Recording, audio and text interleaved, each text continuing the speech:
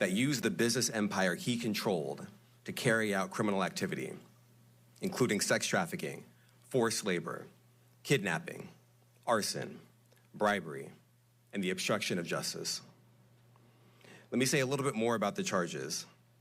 The indictment alleges that Combs abused and exploited women and other people for years, and in a variety of ways. As alleged, Combs used force, threats of force, and coercion to cause victims to engage in extended sexual performances with male commercial sex workers, some of whom he transported or caused to be transported over state lines. Combs allegedly planned and controlled the sex performances, which he called freak-offs, and he often electronically recorded them.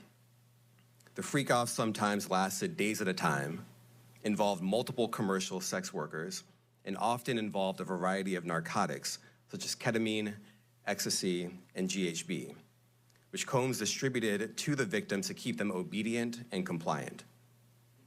As alleged, when Combs didn't get his way, he was violent, and he subjected victims to physical, emotional, and verbal abuse so that they would participate in the freak-offs, and that Combs hit, kicked, threw objects at, and dragged victims, at times by their hair.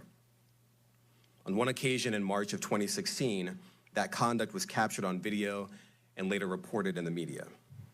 Specifically, Combs kicked, dragged, and threw a vase at a victim in a Los Angeles hotel when the victim was attempting to flee. As alleged, these assaults often resulted in injuries to the victims, which took days or weeks to heal.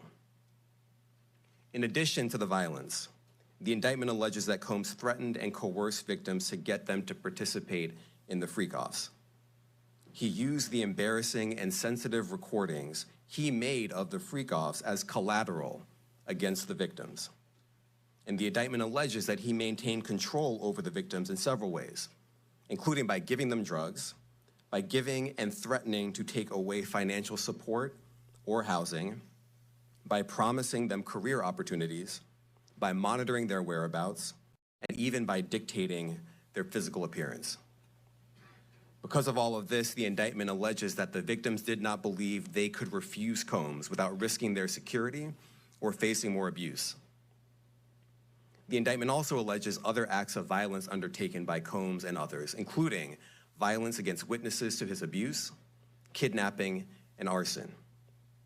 The indictment alleges that on more than one occasion, Combs carried or brandished firearms to intimidate and threaten victims and witnesses. Now, Combs did not do this all on his own. As I mentioned, Combs has been charged with RICO conspiracy. He used his business and employees of that business and other close associates to get his way.